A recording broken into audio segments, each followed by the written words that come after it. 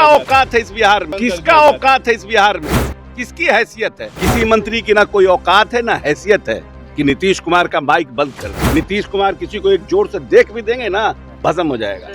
नीतीश कुमार अगर किसी को जोर से देख लेंगे तो मंत्री भस्म हो जाएगा। आपको बताते चले कि ये बयान बिहार सरकार के मंत्री अशोक चौधरी ने दिया। जिस तरीके से राजद के एमएलसी कारी सोहेब ने आरोप लगाया कि मुख्यमंत्री नीतीश कुमार कुछ बोलना चाह रहे थे, लगातार विपक्ष के सदस्यों के द्वारा नीट छात्रा को लेकर के सवाल उठाए जा रहे थे और मुख्यमंत्री इस पर बोलना चाह रहे थे, लेकिन मुख्यमंत्री का माइक बंद कर दिया गया। इसको लेकर के बिहार सरकार के मंत्री अशोक चौधरी ने एक बड़ा पलटवार किया। उन्होंने साफ साफ कह दिया किसकी औकात, किसकी हैसियत है कि मुख्यमंत्री नीतीश कुमार का माइक बंद कर देगा। सुनवाते हैं आपको अशोक चौधरी ने किस तरीके से कारी साहब के उस बयान पर पलटवार किया। लगा रहे हैं तो इसके लिए साक्ष्य के साथ कोर्ट जाइए ना। यहाँ हल्ला करने से क्या होगा? हमारे पास हल्ला करने से, मान लीजिए हम ही ने वोट चोरी, एक बात कह रहे हैं तो आप भी 25 सीट जीते तो आप भी 25 सीट वोट चोरी से जीत गए। ये तो बिना बेसलेस आरोप है ना। एमएलसी ने कहा कि माइक बंद कर दिया गया जब मुख्यमंत्री जी बोल रहे थे। किसका औकात है इस बिहार में?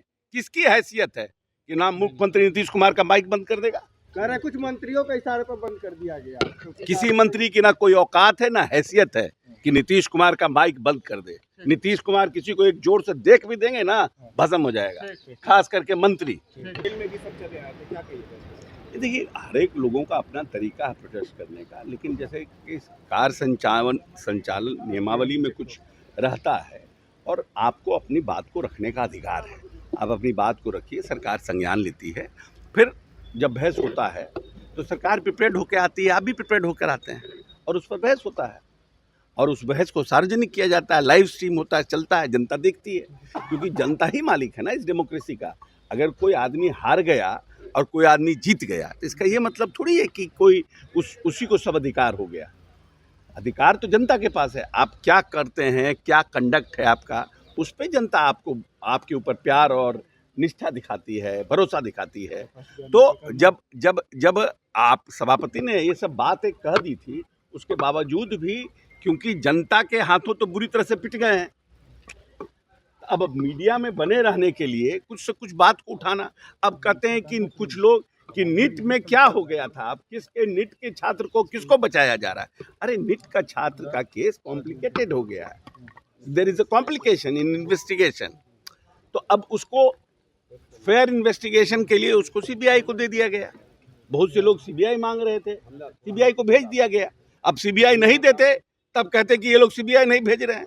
इन्हीं के लोगों ने कहा कि सीबीआई दे दीजिए, हम लोगों ने सीबीआई दे दिया। अब जिस दरभंगा का केस है, 1.5 घंटे में उसकी गिरफ्तारी हो गई।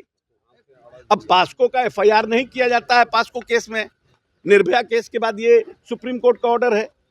तो आपको बात समझना नहीं है, झूठ मूठ का ऐसे ही हंगामा करना है। और आप कह रहे हैं कि महिलाओं का प्रोटेक्शन नहीं हुआ। जो लोग खुद अपनी महिलाओं का प्रोटेक्ट नहीं कर पाया, अपनी बेटी का नहीं प्रोटेक्शन कर पाए, अपनी बहू का नहीं प्रोटेक्शन कर पाए, वो लोग प्रदेश की महिला के प्रोटेक्शन के लिए हाय हाय हाय हाय कर रहे हैं विधान परिषद में।